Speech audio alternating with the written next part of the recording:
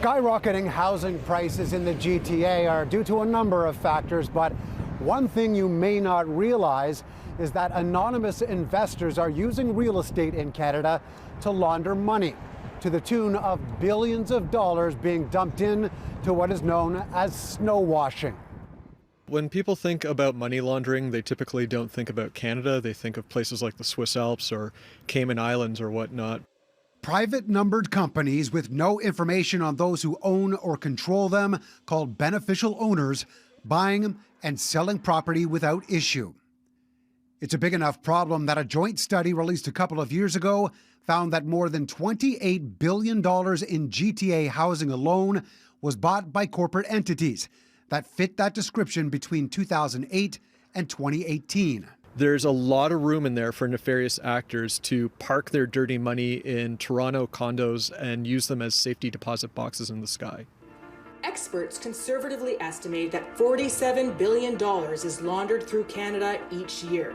A number of research organizations have suggested there's an increasing need for a land ownership registry to provide a publicly accessible database of beneficial owners. This type of obscurity is a risk for Canada, and we need greater transparency. Other countries are already rolling out these kinds of registries, and they would list the ultimate owner of these properties.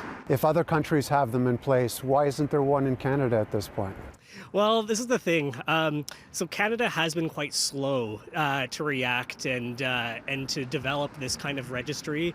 The federal government did indicate in its budget last April that a new database with details on beneficial landowners is being planned and is expected to be complete by 2025. New legislation just being introduced by the NDP in Ontario would require corporations, trusts, and partnerships to disclose individual owners, or they could be facing fines up to $100,000. Experts have been warning for years that home prices are being partially driven up by investors who buy and sell homes in Ontario and Canada to store wealth, to launder money, and cheat on their taxes. A problem that's only getting worse.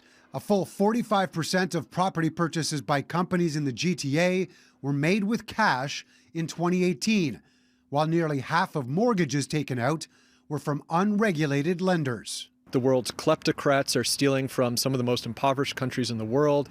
Tax dodgers are using, and criminals right here in Canada are just funneling the money back within Canada. At this point, British Columbia is the only province in the country that actually has a transparency registry. As of November last year, all new land purchases were required to submit a report. Any previous landowners have actually had a deadline extended until the end of this month. Mark McAllister, City News.